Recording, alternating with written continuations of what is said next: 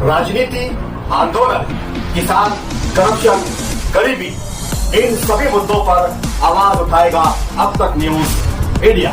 सत्ता के आगे जब भी सवाल कमजोर पड़ने लग जाए तो सवाल उठाने पड़ते हैं। बोल के लफ्ज आजाद है तेरे, बोल के सच जिंदा है अब तक।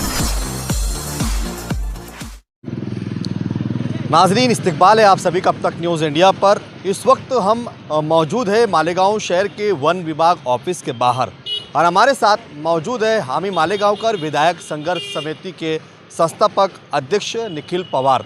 इनसे हम बातचीत करेंगे कि इन्होंने गवर्नर को जो पत्र दिया है वो पत्र क्यों दिया है और वन विभाग अधिकारियों को जो पत्र दिया है उसकी क्या ज़रूरत थी पत्र देने की, जबकि मालेगांव शहर में सक्षम अधिकारी मौजूद है, सक्षम सत्ता पे बैठे हुए नेता मौजूद है, सक्षम अपोजिशन मौजूद है। उसके बाद एक सामान्य व्यक्ति को इस विषय पे आवाज़ क्यों उठानी पड़ रही है, क्या कहेंगे आप? पहले तो बोलता हूँ, मालेगांव शहर का फॉरेस्ट का यहाँ पे सक्षम अधिकारी जो था, सब डिविजनल फॉरेस्ट ऑफिसर, वो कार्यालय के अधिकार यहाँ से निकाल दिए गए।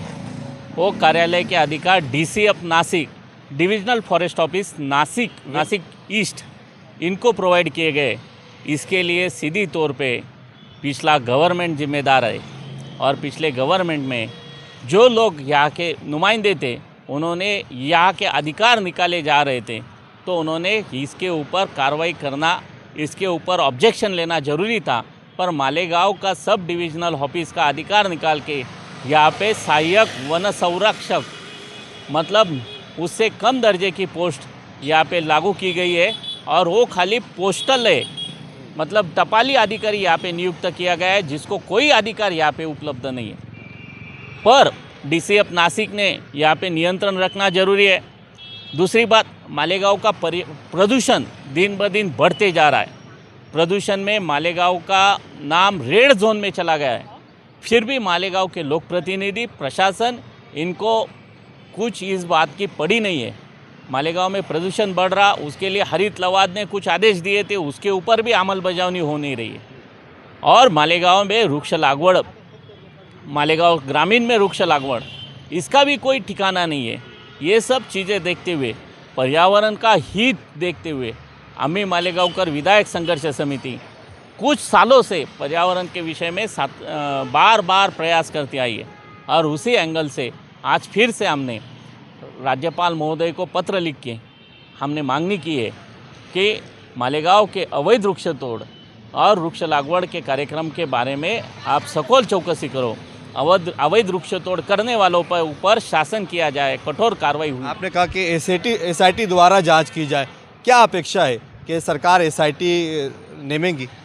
मालेगांव के दरेगांव, सायने, दसाने और लोनवड़े शिवार में बहुत मात्रा में फॉरेस्ट लैंड पे अवैध उत्खनन हो रहा है।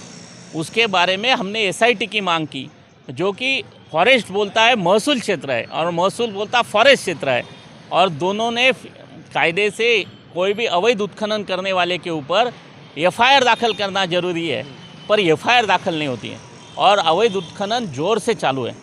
इसलिए इस क्षेत्र में 3 अधिकार क्षेत्र अलग अलग आते, महसूल, वन और पुलिस। तो SIT दाखिल करके, SIT नियुक्ति करके इन सब की जांच की जाए और करोड़ों रुपए का, मेरा अनुमान है 100 करोड़ से ज़्यादा का, कम से कम मुरुम दरेगांव और सायने से निकाला गया है, दसाने से निकाला गया है, उसकी सखोल चौकसी होना जरूरी है। मालेगांव में सत्ता भी है, अपोजिशन भी है। सत्ता में बैठे हुए लोग भी चुप है और जो अपोजिशन में वो भी चुप है। मालेगांव में सब सत्ता में, अपोजिशन में कोई नहीं है। जो अपोजिशन में वो वहाँ जाके सत्ता में रहते हैं। मालेगांव के हित के लिए सत्ता का वापर कैसे हुआ? विकास किसको बोलते हैं? पर्यावरण पूरक विकास होना जरूरी है। रोड गटर का विकास करना मतलब मालेगांव का विकास नहीं है। सत्ता का मतलब पूरे शहर का विकास जो पर्यावरण आधार पे होना चाहिए, जिसमें नैसर्गिक साधन संपत्ति का भी विकास होना चाहिए और कायदे से, संविधान ने दिए हुए अधिकार से, और जो स्वतंत्र सैनिकों को अपेक्षित भारत था उसके निर्मित के लिए काम करना, ये सत्ताधारियों का काम है, ये लोक प्रतिनिधियों का काम है। इसके ऊपर मालेगांव शहर के मध्य के और बाह्य के दोनों साथ ही साथ खासदार भी इसमें कोई काम करते हुए नज़र नहीं आ रहे। हम देख रहे हैं कि वन विभाग में पेड़ इस तरीके से काटे जा रहे हैं कि इसकी कोई लिमिट नहीं है। रोज़ाना कई सैकड़ों गाड़ियां भर के माल निकल रहा है। सही है, मालेगांव तालुका हो गया, बागलान तालुका हो गया, देवला तालुका हो गया, नांदगांव तालुका हो गया, साथ ही साथ धुले, जलगांव, नंदुरबार और मराठवाड़े के कुछ भाग से यहाँ पे मालेगांव में बहुत बड़ी मात्रा में अवैध वृक्ष तोड़ करके कम से कम रोज़ से 50 से 70 गाड़ियाँ रोज़ लाकुड़ मालेगांव शहर में आता है। मालेगांव शहर के कुछ सॉमिल 40 से 42 सॉमिल मालेगांव शहर में, ये सॉमिल्स में इस पे ऊपर प्रक्रिया की जाती है और जो वेस्टेज माल है वो यहाँ पे बेचा जाता है। वेस्टेज माल यहाँ पे खरीदारों का हम दोष नहीं दे रहे, पर जो अवैध वृक्ष तोड़ करके जो बेकायदे से माल लाते उनके ऊपर कार्रवाई होना ज़रूरी है। वो उसके ऊपर कार्रवाई करने के लिए खाली मालेगांव का फॉरेस्ट डिपार्टमेंट नहीं, तो ये महाराष्ट्र के सभी फॉरेस्ट के अधिकारी इसके लिए जिम्मेदार हैं और इसके ऊपर अंकुश रखने का काम मालेगांव हद्दी में आते हुए यहाँ के हद्दी में आने वाले बेकायदेशीर लाकुड़ के ऊपर कार्रवाई करने का अधिकार आरएफओ मालेगांव को है, वो उसके ऊपर कार्रवाई करते हुए नज़र नहीं आ रहे। आपने आरएफओ को पत्र दिया है, उसके बाद क्या इम्प्रूवमेंट हुआ है? क्या कुछ कार्रवाइयाँ हुई है दिखाने के लिए? हम जब भी सूचना करते हैं सोशल मीडिया के माध्यम से, प्रिंट मीडिया के माध्यम से, आप जैसे न्यूज़ मीडिया के माध्यम से, जब हमने सूचना की है कि मालेगांव में अवैध वृक्ष तोड़ बढ़ी है, उसका लाकुड़ आ रहा है, तब 10-12 गाड़ियाँ ला के यहाँ पे खड़ी कर देते, 8-10 दिन लोगों को दिखाते कि हमने अवैध वृक्ष तोड़ के ऊपर कार्रवाई करना चालू कर दिया है। पर यह कार्रवाई एक लिमिट के ऊपर रहती है। एक 8-10 दिन का इनका ड्राइव रहता है, पेपर के ऊपर ड्राइव रहता है। कहीं पे नाकाबंदी लगा देंगे, कहीं पे गाड़ियाँ खड़ी कर देंगे, कहीं पे इनका विजिलेंस स्क्वाड का एक विज़िट करवा देंगे, कहीं गाड़ी घुमा देंगे, स्वामिल चेक करवा लेंगे। ऐसे पेपर वर्क करने का काम खाली करते हैं। तकरार आने के बाद ये बात सही है। तकरार आने के बाद ये पेपर वर्क करके खाली दिखावा करते, ऊपर वाले अधिकारियों को बोलते हैं कि हमने तकरार आने के बाद इतना सब काम किया है, पर रियल में तुबा कॉस्मेटिक कंप्लीट स्किन सॉल्यूशन आपके लिए लाया है धूप से बचाने वाली डे क्रीम, सौंदर्य चेहरे को गोरा करने वाली नाइट क्रीम, फुंसियों के लिए TC skin cleaner and serum, सर्दी में जिल्दों को ताजा रखने वाला मॉइस्चराइजर, 7 दिनों में गोरा करने वाली क्रीम, आंखों के नीचे कालापन को दूर करने वाला टीसी डार्क वे सीरम, हाथ और गर्दन का कालापन दूर करने वाला साबुन। हमारा पता याद रखें, कुसुम्बा रोड औलिया मस्जिद के सामने, तुबा कॉस्मेटिक कंप्लीट स्किन सॉल्यूशन। अवैध वृक्ष तोड़ रोकना इनका बेसिक काम है और ये बेसिक काम करने में, प्रोटेक्शन का काम करने में मालेगांव फॉरेस्ट डिपार्टमेंट और नासिक पूर्व forest department, Malegaon forest department बोलने से अच्छा नासिक पूर्व का फॉरेस्ट डिपार्टमेंट सबसे अपयशी ठहरा है, सबसे नाकाम ठहरा है। महसूल विभाग का भी सेम कंडीशन। महसूल अवैध वृक्ष तोड़ के बारे में 2 पार्ट आते। एक पार्ट होता है सूचित असलेले वृक्ष तोडीसाठी परवानगी आणि एक अनुसूचित नसलेल्या वृक्ष तोडीची परवानगी। जो सूचित है मतलब जिसके लिए शासन ने तोड़ी के लिए परवानगी अनिवार्य किया है, उसकी परवानगी देने का अधिकार वन विभाग को है। और जो अनुसूचित है मतलब जिसको सूचित रखा नहीं गया है, उसकी परवानगी देने का मतलब नीम जैसे वृक्षों की तोड़ी की परवानगी देने का अधिकार तहसीलदार महोदय को है।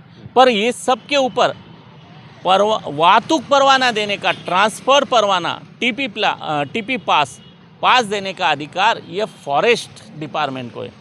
और फॉरेस्ट डिपार्टमेंट और महसूल डिपार्टमेंट साथ ही साथ अवैध वृक्ष तोड़ करने वाली वाहतूक करने वाली जो गाड़ियाँ है उसकी चौकसी करने का अधिकार परिवहन मतलब आरटीओ डिपार्टमेंट, ट्रांसपोर्ट डिपार्टमेंट और पुलिस डिपार्टमेंट का है।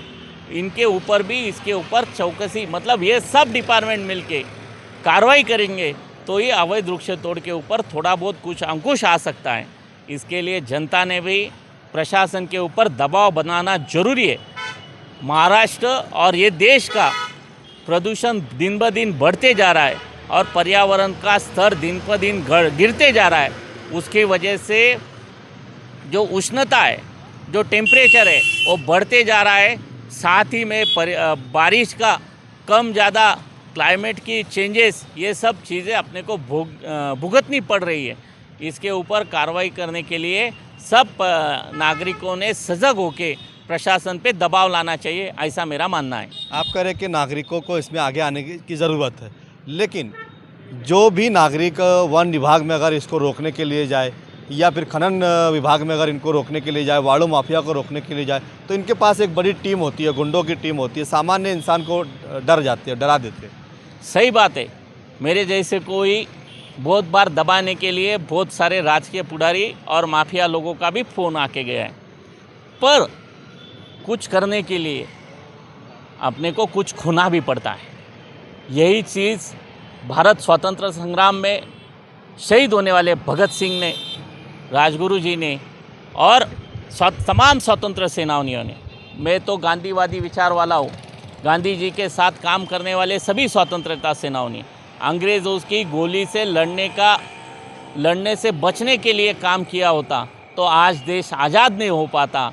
मैं चाहता हूँ ये भ्रष्ट माफिया और दादागिरी के खिलाफ लड़ने के लिए सीना तान के खड़ा नहीं रहेंगे तो ये देश फिर से गुलामगिरी में जाएगा। और ये गुलामगिरी में जाने की शुरुआत चुनाव में लेने होने वाले करप्शन से हो गई है। अभी जनता को जागरूक होने की ज़रूरत है, सतर्क होने की ज़रूरत है।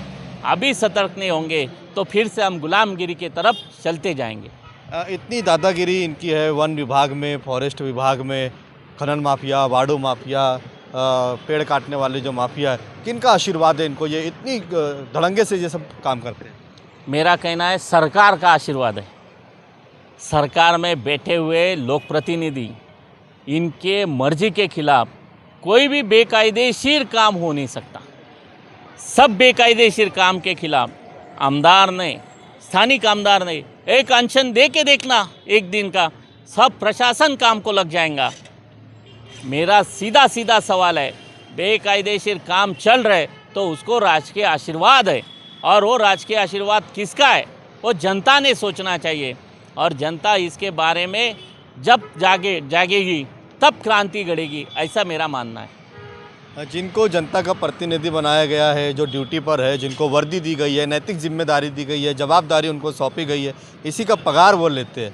जिनकी नैतिक जवाबदारी है वो जवाबदारी नहीं निभा रहे। वो जनता के सेवक हैं और सेवा करने के लिए उनको संविधान ने दिए हुए कर्तव्यों का पालन करना जरूरी है। उनके लिए बायलॉज बनाए गए, उनके लिए नियमावली बनाई गई है। और लोक प्रतिनिधि ये भी एक सेवक है, पर लोक प्रतिनिधि के अलग अधिकार है और प्रशासन के अलग अधिकार है।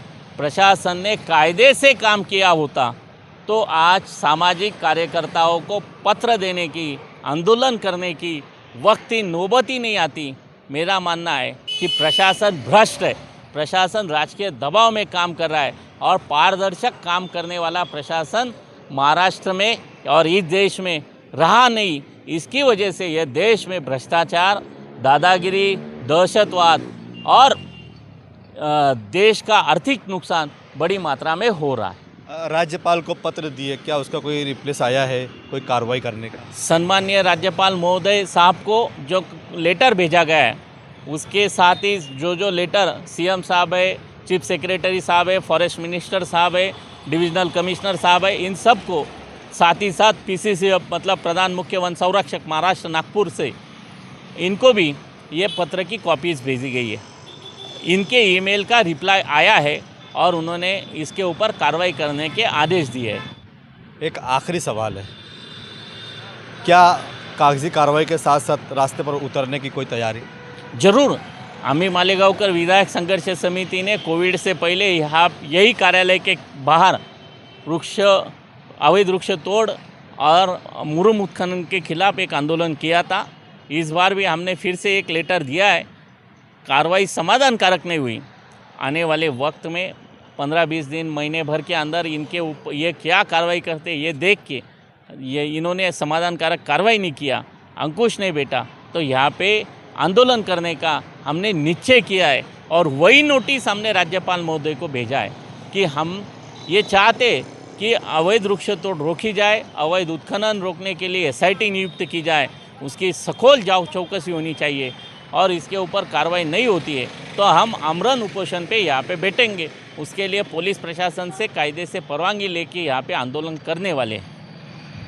ठीक है, ये थे हमारे साथ हामी मालेगांवकर विधायक संघर्ष समिति के संस्थापक अध्यक्ष निखिल पवार, जिन्होंने स्पष्ट हर सवाल के जवाब यहाँ पर दिए हैं और जनता से अपील की है कि आपको इस लड़ाई में मैदान में उतरना होगा, क्योंकि ये लड़ाई जनता की अपनी लड़ाई है। नेता प्रतिपक्ष हो, विपक्ष हो या सत्ता में बैठे हुए लोग, सभी इस मामले पर चुप है, इसलिए ये लड़ाई आम जनता को खुद लड़नी होगी। आप देख रहे थे अब तक न्यूज़ इंडिया जाविर शाह के साथ। जय हिंद, जय महाराष्ट्र।